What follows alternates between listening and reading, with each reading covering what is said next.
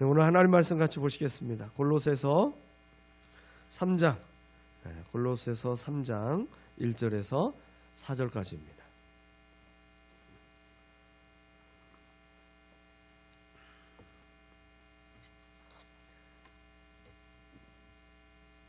우리 말씀을 같이 한 목소리로 봉독하도록 하겠습니다. 같이 읽겠습니다. 시작. 그러므로 여러분이 그리스도와 함께 살려주심을 받았으면 위에 있는 것들을 추구하십시오. 거기에는 그리스도께서 하나님의 오른쪽에 앉아 계십니다. 여러분은 땅에 있는 것들을 생각하지 말고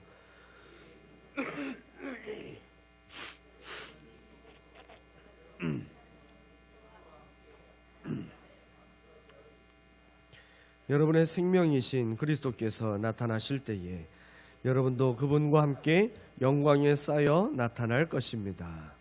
아멘, 아멘. 네, 위에 있는 것을 찾으라. 위에 있는 것을 찾으라. 네, 목소리가 좀 듣기에는 좀 불편하시더라도, 네, 그래도 설교를 시작하니까 조금 목소리가 더 나아지는 것 같습니다. 네, 하나님은 다 쓸 만큼 풀어주십니다. 네, 오늘 새벽 우리가 같이 말씀을 듣고 또 기도 제목을 같이 붙잡는 시간 됐으면 좋겠어요.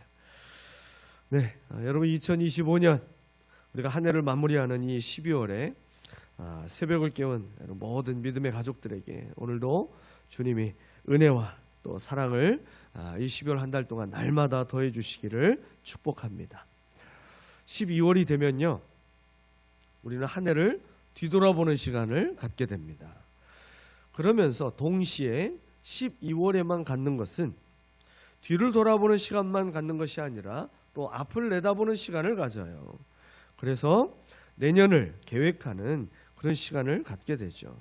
그래서 뒤도 돌아보고 앞도 내다보는 그런 시간을 이 12월에는 우리가 갖게 됩니다. 하나님의 자녀인 우리는 어느 쪽을 더 많이 바라봐야 할까요? 오늘 본문은요, 뒤도 아니고 앞도 아니고 위를 보라고 말씀하고 있습니다. 위를 보라. 지난 한 해 많은 사람들, 거의 대부분의 사람들은요, 다 땅을 바라보며 살아왔습니다. 갈수록 시대가 더 사람이 고개를 들고 위를 바라보지 못하고 계속 이 땅에 그 시선이 고정되어서 이 땅을 넘어서지 못하도록 자꾸만 그렇게 만드는 것 같아요. 여러분, 그래서 늘 스마트폰을 보면서 대부분의 사람들이, 특별히 아이들이 더 그렇게 살아가잖아요. 요즘에는 어른들이 스마트폰 중독이 훨씬 더 심해지고 있다라는 그런 연구 결과도 많아지고 있죠. 여러분, 그래서요, 스마트폰 보면서 사람들이 길을 걸어갑니다. 횡단보도 앞에서 잠깐만 한 5초만 뭔가 기다리려고 하면 그냥 기다리는 적이 없어요. 조금만 틈이 나면 그럼 바로 스마트폰을 탁 켜서 보게 되더라고요. 그래서요, 여러분, 횡단보도 앞에 어떤 모습이 많아요? 신호가 바뀌었는데 안 지나가요, 사람들이.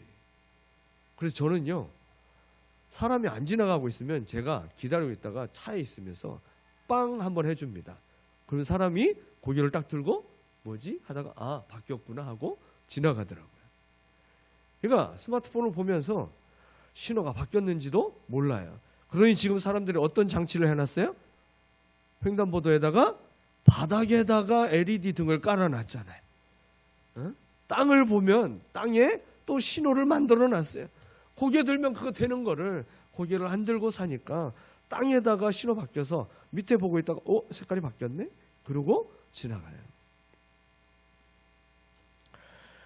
점점 위를 바라보지 않고 살아갑니다. 밤하늘의 아름다운 별들을 갈수록 또 보기도 어려운 것 같아요. 여러분, 도시로 갈수록 땅은 점점 더 화려해지고 있어요. 불빛은 점점 더 강해지고 있습니다. 여러분, 불빛이 땅에 강해지니까, 더 많아지니까 어떻게 돼요? 별이 잘 안 보여요. 별은 늘 그대로 있는데 별이 잘 안 보이게 됩니다. 여러분, 그래서 별이 갑자기 별이 쏟아지듯이 많아지는 지역들이 있잖아요. 캄캄한 불빛이 별로 없는 그런 시골에 가게 되면 야, 여기에는 별이 엄청 많네 이렇게 되잖아요. 자기가 살던 지역에도 별은 똑같이 많은데, 여러분, 많은 사람들이 이 땅에서 우리가 그저 잘 먹고 잘 살기 위해서, 그리고 조금이라도 더 넓은 땅을 차지하고 싶어 하고요, 조금이라도 더 넓은 땅을, 또 많은 땅을 돌아다니고 여행하며 살고 싶어 합니다. 우리가 올 한 해 그렇게 땀 흘리며 일하고 공부한 것도 거의 대부분 이 땅에서 더 많은 것을, 이왕이면 더 좋은 것으로 누리기 위해서 그렇게 열심을 낸 것 아니었습니까? 열심히 무언가를 성취하면서 소득을 얻고 누리며 사는 것, 여러분, 그것 자체가 잘못됐다라고 말씀을 드리는 것이 전혀 아닙니다. 여러분, 믿는 사람들이 일부러 가난하고 궁색맞게 살 필요는 전혀 없지요. 할 수만 있다면 믿는 사람들이 세상에서 가장 부유하고 영향력 있는 사람들이 되기를 바라는 마음이에요. 하지만 그렇게 사는 것이 하나님과 멀어지게 되는 것이라면 차라리 우리는 덜 부유해도 하나님을 가까이 하며 믿음으로 사는 길을 선택하는 것이 축복이 되는 것입니다. 여러분, 건강해져서 죄를 더 짓게 된다면 건강은 더 이상 축복이 아닌 거예요. 여러분, 그래서 성경에서도 히스기야가 그냥 딱 그때 하나님께서 병을 주셨을 때 부르셨으면 얼마나 좋았을까, 그 생각이 들잖아요. 왜 15년이 생명이 더 연장되면서 그가 하나님이 기뻐하시지 않는 일들을 그렇게 많이 행하게 됐을까? 여러분, 부자가 되어서 하나님을 더 이상 찾지 않고 즐거움을 쫓아간다면 부유함은 더 이상 축복이 아닌 것입니다. 지식을 많이 배워서 똑똑한 머리가 되어도요, 그 머리로 교만해지고 남을 속이는데 그 머리를 사용하게 된다면 여러분, 그 똑똑함은 결코 축복이 아닌 것이죠.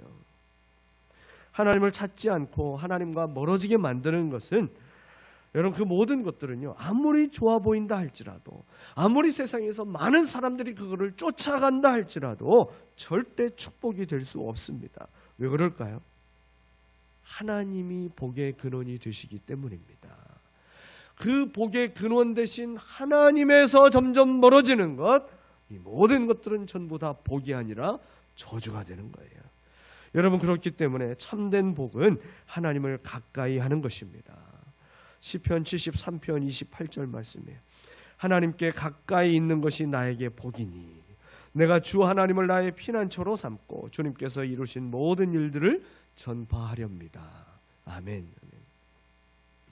여러분, 모든 가정이 이 말씀을 아멘으로 받아들이며 하나님을 가까이 하는 복된 가정이 되시기를 주님의 이름으로 축원합니다. 예수 그리스도를 통해서 하나님의 자녀가 된 저와 여러분이 어떤 존재인지 오늘 본문은요, 먼저 이렇게 정의를 하고 있어요. 1절 말씀에서 그리스도와 함께 살려주심을 받았으면, 무슨 얘기예요? 그리스도를 통해서 생명을 얻게 된 자가 바로 저와 여러분이라는 겁니다. 그리스도이신 예수님께서 살려주신 자가 바로 우리라는 사실이에요.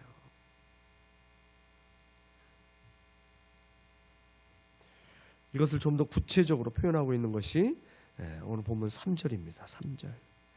우리 3절 같이 읽어보겠습니다. 시작.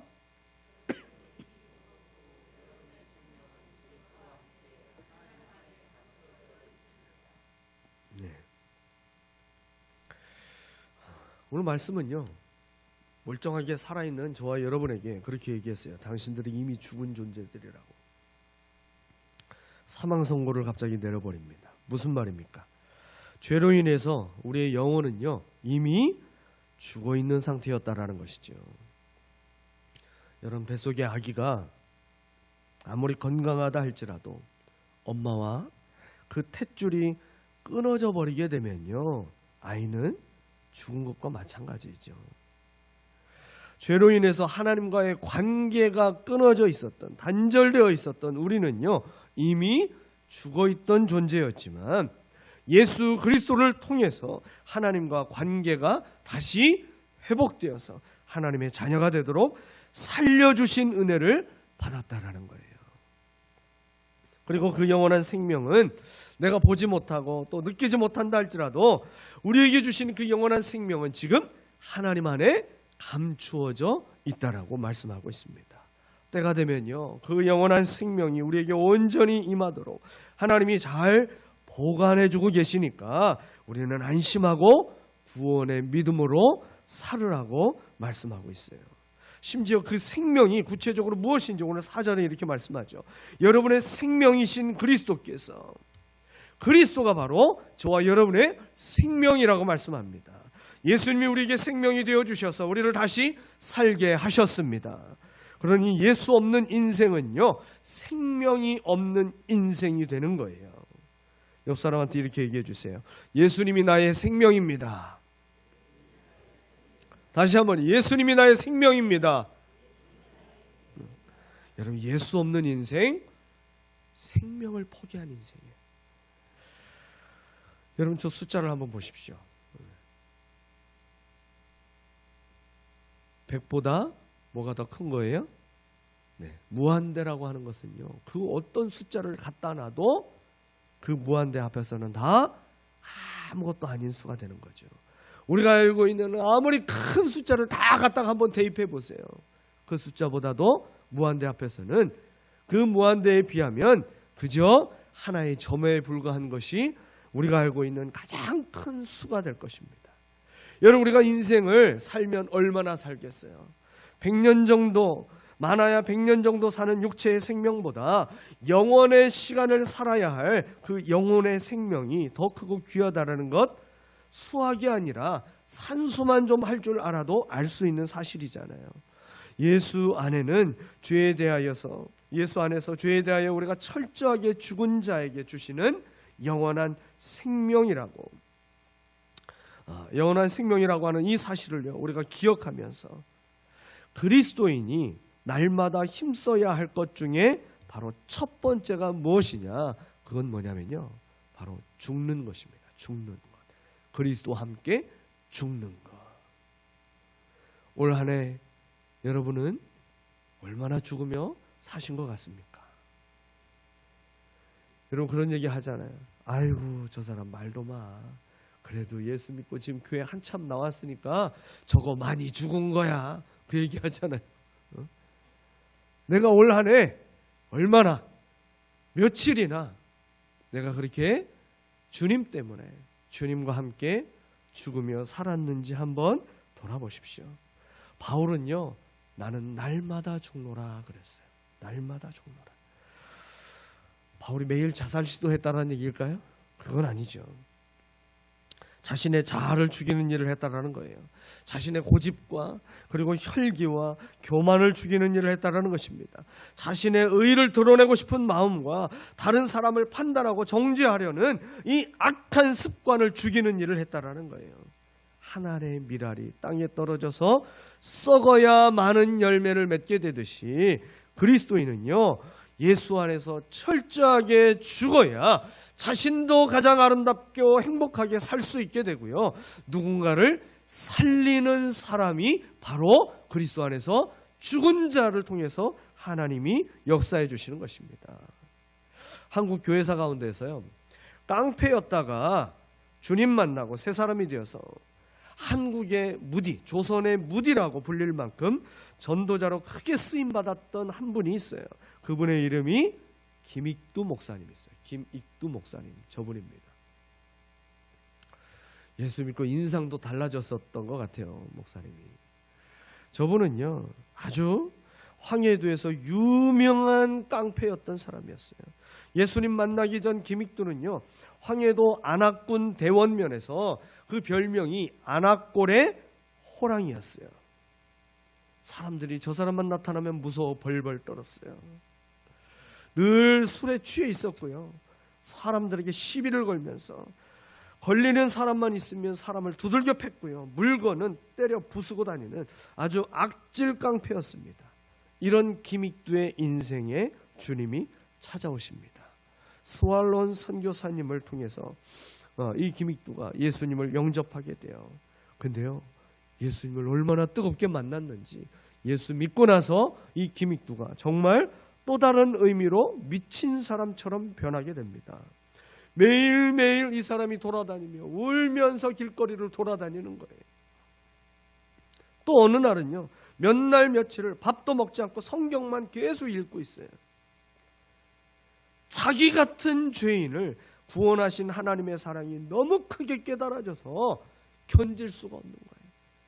그러니 그 길을 걸어갈 때에도 눈물이 멈추질 않고, 그 하나님 말씀이 너무 그의 인생에 너무 소중한 말씀이 되기 때문에 그 말씀을 밥도 먹지 않고 읽게 된 것이죠.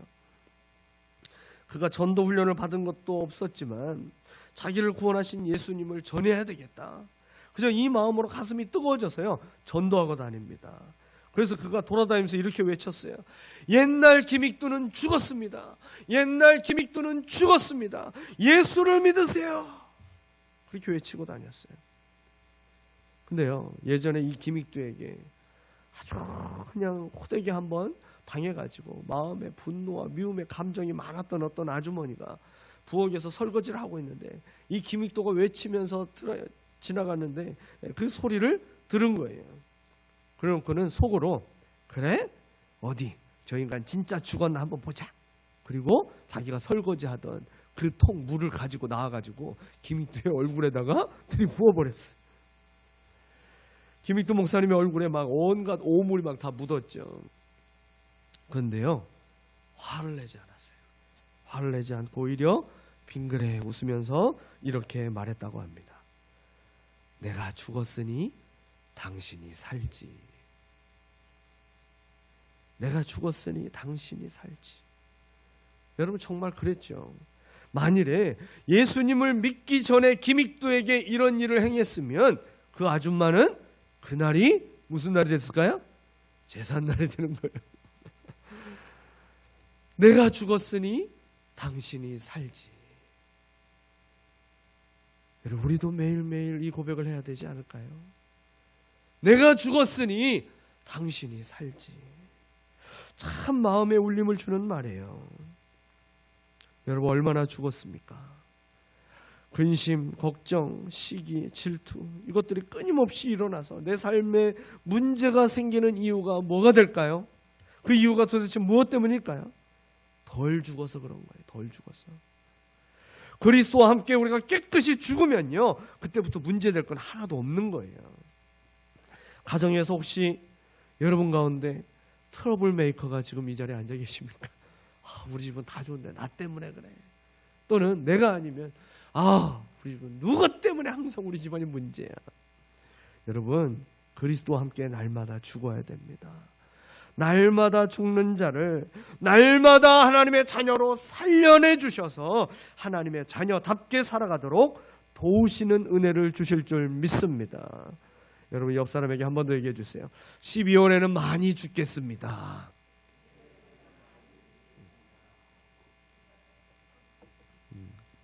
제보해 주세요. 이분 이번 달에 많이 죽었다고. 여러분, 예수 그리스도를 통해서 생명을 얻었기에 우리의 시선은요, 땅이 아니라 위를 바라봐야 돼요. 오늘 성경 1절은 위에 있는 것들을 추구하라. 이게 개역 성경을 보면요, 위에 있는 것을 찾으라. 위의 것을 찾으라 그랬어요. 2절 말씀에서도 위에 있는 것들을 생각하라. 여러분, 위에 있는 것들이 뭐라고 구체적으로 말씀합니까? 그리스도 예수라고 말씀했잖아요. 오늘 이 말씀을 묵상하면서 두 가지를 발견하게 됐어요. 첫 번째는요, 예수 그리스도를 통해서 주시는 영적인 은혜를 구하라. 이것이 위에 있는 것들을 찾으라라는 말씀의 첫 번째 의미입니다. 여러분, 영적인 축복을 육적인 축복보다 더 크고 귀하게 여길 줄 아는 사람이 믿음의 사람이고요, 이런 사람에게 하나님은요, 육적인 축복도 더해 주시는 거예요. 여러분, 복은 쫓아가는 것이 아니라 우리를 따라오는 거라고 분명히 성경이 말씀하고 있는 건 우리가 기억하고 계시죠. 하나님과의 관계를 소중히 여기고 바르게 세워가는 사람에게요, 사람과의 관계도 회복되면서 건강하게 세워가도록 도와주시는 것도 같은 원리인 것입니다. 축복의 근원이신 하나님을 점점 더 사랑하며 그 하나님을 가까이 할 뿐인데, 하나님 안에 있는 은혜와 평강이 삶에 넘치게 됩니다. 여러분, 옛말에 사자성어로 근묵자흑이라는 말이 있잖아요. 먹을 가까이 하는 사람은 검어진다 라는 말이죠. 여러분, 마찬가지인 거예요. 먹을 가까이 하면 검어지듯이 하나님을 가까이 하는 자는 하나님의 은혜와 축복이 그의 삶에 묻어나서요 나타나게 되는 것입니다. 예수님을 닮은 성품을 세상에서 얻고자 하는 모든 자격증과 학위보다도 더 얻기를 원하는 믿음이 있기를 바랍니다. 예수님을 닮은 성품을 얻게 되면요, 자격증이 있는 사람들, 학위를 가진 사람들을요 내가 거느리면서 살 수가 있어요. 내가 굳이 그거 다 없어도요 예수님의 성품이 있는 사람을 하나님은 존귀하게 세워주십니다. 세상이 부러워하는 것들을 시시하게 여길 줄 아는 여러분 큰 믿음의 사람이 되시기를 축원합니다. 두 번째는요, 우리에게 생명을 주시고 은혜와 복을 주실 수 있는 하나님을 자랑하라는 거예요. 위에 있는 것들을 찾고 생각하라는 것은 바로 위로부터 은혜를 주시는 그 하나님을 자랑하라라는 것입니다. 생명을 주신 예수님은 생명만 주시지 않고요, 그 생명을 가지고 살아가는 데 필요한 것들을 공급해 주십니다. 그리고 생명을 가지고 무엇을 이루며 살아가야 할지 인생의 목적과 비전도 주십니다. 하나님이 예수 그리스도를 통해서 우리에게 이 모든 은혜를 주시는 이유가 무엇일까요? 이 모든 은혜를 주시는 하나님을 자랑하라는 거예요. 그 하나님을 좀 자랑하라고. 자랑할 만한 것들 주셨잖아요. 생명을 주셨는데 도대체 그것보다 더 크고 귀한 것이 뭐가 있다고 자랑을 못하며 살아가냐는 거죠. 이 세상을 창조하신 분이 하나님이시고 사람을 지으신 분이 하나님이시고 그 하나님이 죄로 죽은 모든 사람을 사랑하셔서 생명을 얻게 하려고 자기 아들의 생명을 내어주시며 우리에게 생명을 주신 그 사랑의 하나님을 자랑해야 되는 것입니다. 하나님의 아들이신 예수님께서 십자가를 지심으로 우리에게 생명이 되어주시고 구원의 길이 되어주신 것을 자랑해야 됩니다. 위로부터 부어주신 하나님의 사랑과 예수님의 그 순종과 섬김의 은혜를 자랑할 줄 아는 자를 하나님은요 당연하게 여기지 않으시더라고요. 반드시 그 믿음에게 보상해 주십니다. 그리고 모든 사람이 하나님을 알게 되도록 크고 분명하게 축복해 주세요. 그런 축복을 받았던 대표적인 한 사람이 있어요. 미식축구 아시죠? 미국의 아주 유명한 그런 스포츠 가운데 하나가 이 미식축구인데요. 이 미식축구 선수였던 팀 티보라는 사람입니다. 그 사람의 이야기는 아마 많이 들어보셨을 것 같아요. 예전에 거의 지금부터 한 10년 전쯤에 이 사람의 이야기가 참 많이 나왔었죠. 이 선수에게 붙어있는 시그니처 문구가 있어요. 요한복음 3장 16절의 사나이. 대학 시절 그는요, 사람들이 그에게 붙여준 별명이 하나가 있었어요. 스포츠 선교사다. 이유는요, 그가 경기에 나갈 때마다 아까 좀 전에 보셨던 그 사진에서 눈 밑에 붙이는 이 아이 패치에다가 항상 한쪽에는 존이라고 써 있고 한쪽에는 3-16이라고 써 있어요. 도대체 저게 뭘까? 존이라는 사람을 3시 16분에 만난다는 걸까? 뭘까? 궁금해했는데요. 하나가 요한복음이고 하나는 3장 16절이에요. 저 선수는 항상 이거를 그의 눈 밑에 늘 붙이고 경기를 했습니다. 2008년에 그가 속한 플로리다 대학팀은요, 대학 리그에서 이 팀 티보라고 하는 이 선수의 맹활약으로 우승까지 차지하게 됩니다. 근데 이 선수에게도 약점은 하나 있었어요. 선수로서 치명적인 약점이었죠. 공을 들고 뛰는 것은 기가 막히게 잘하는데, 근데 참 이거를 공을 멀리 잘 던지고 그걸 받을 수 있는 이 패싱 능력이 많이 약했던 선수였어요. 이제 그가 대학을 졸업하고 이제 프로팀으로 그가 입단하게 됩니다. 그가 이 프로팀에 올라간 뒤에 그 팀이요, 처음 시작부터 갑자기 성적이 아주 저조하게 돼요. 이 팀 티보우는요, 이 패싱이 잘 안 되기 때문에 그래서 늘 선발 출전이 안 되고 후보 선수로 벤치에서 기다리다가 누군가 부상을 당하거나 그러면 그때 들어갔었어요. 근데 초반부터 팀이 너무 약해지니까 감독이 이제 특별 용병술로 이 팀 티보우를 선발로 출전시킵니다. 첫 번째로 출전했던 그 선발로 출전했던 그 경기에서요, 이 팀 티보우가 기적을 써버립니다.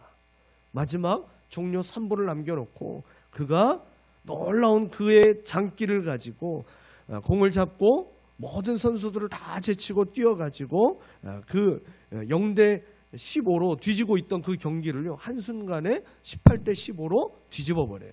그리고 그 팀이 승리로 이끕니다. 그 뒤로 이 팀 티보우는요, 계속해서 마지막 순간에 역전시키는 그 역전의 주인공으로 계속 유명해지게 됩니다. 그래서 그 팀이요, 결국 이제 그 결승인 슈퍼볼 경기까지 이제 얼마 남지 않게 되는 그런 시점까지 그 팀이 쭉 올라가게 돼요. 이제 결승에 올라가기 위해서 대망의 준결승전이 펼쳐지게 됩니다. 2012년 1월 8일에 이제 결승으로 가는 최대 관문인 그 준결승에서요, 당시에 우승 후보로 알려져 있던 그렇게 유명한 피츠버그 스릴러스라고 하는 팀을 만나게 됩니다. 근데 이 팀에는 우리가 예전에 한번 들어봤던 하인즈 워드라는 선수가 여기에서 뛰었어요. 한국계 엄마 그리고 흑인과의 사이에서 태어나서 몸이 굉장히 좋았던 그 미식축구 선수가 있었죠. 이 하인즈 워드가 뛰고 있던 그 팀과 이제 서로 맞붙었어요. 이 경기에서 3쿼터까지 23대 23으로 동점이 됩니다. 마지막 4쿼터까지 가게 되는데요, 여기서 자신의 가장 약점이라고 여겨졌던 그 패싱으로 터치다운을 성공하게 돼요.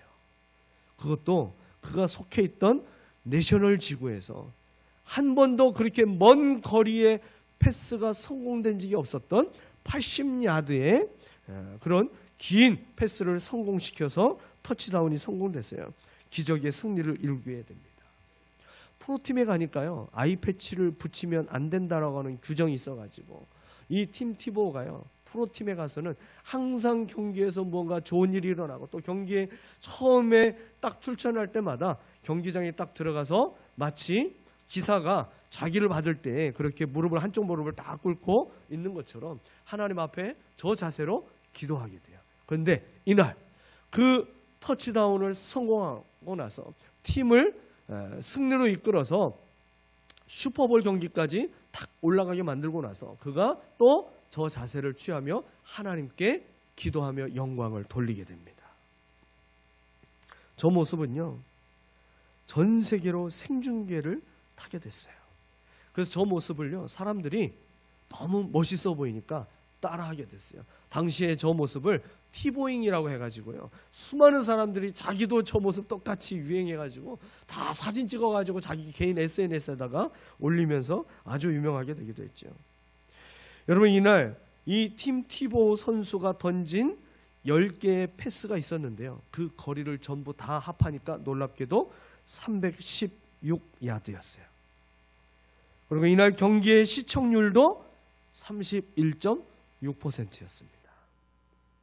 늘 항상 이 팀 티보우와 따라다니던 그 숫자, 요한복음 3장 16절, 이 316이라고 하는 이 숫자를요, 그날 경기에서 하나님이 완벽하게 드러나게 또 만들어 주셨어요. 그래서요, 그날 경기가 끝나자마자 구글에서, 검색하는 사이트 구글에서 요한복음 3장 16절이요, 무려 1억 2천만 번이 한순간에 검색이 됐어요. 도대체 요한복음 3장 16절이 뭐길래 저 선수가 계속해서 그거를 보여주고 있나, 이게 사람들이 궁금해진 거예요. 팀 티보우는 경기 후 기자와 인터뷰에서 이렇게 이야기를 합니다. 당신은 어떻게 이렇게 미식축구 풋볼을 잘합니까? 그때 그가 이렇게 대답했어요. 풋볼을 잘하고자 하는 목적은 더 많은 사람들에게 주님을 증거하기 위해서입니다. 사랑하는 여러분, 세상에서 여러분이 영향력 있는 사람이 되시기를 바랍니다. 일하는 분야에서 인정받고 가장 높은 자리에도 올라가게 되시기를 바랍니다. 세상 사람들보다요, 돈도 더 많이 벌게 되기를 바랍니다. 원하는 직장에도 다 취업하게 되고 시험마다 합격해가지고 원하는 학교에도 다 합격하기를 바랍니다. 그런데 그 이유가 주님을 자랑하기 위한 것이 아니라면 그 자리는 나를 넘어지는 자리가 될 수도 있다는 사실을 기억해야 될 거예요. 여러분, 이 마지막 한 달 우리가 이제 위에 있는 것들을 찾고 생각하며 생명이신 주님과 동행하는 이 12월 한 달이 되시기를 예수 그리스도의 이름으로 축원합니다. 우리 함께 기도하겠습니다.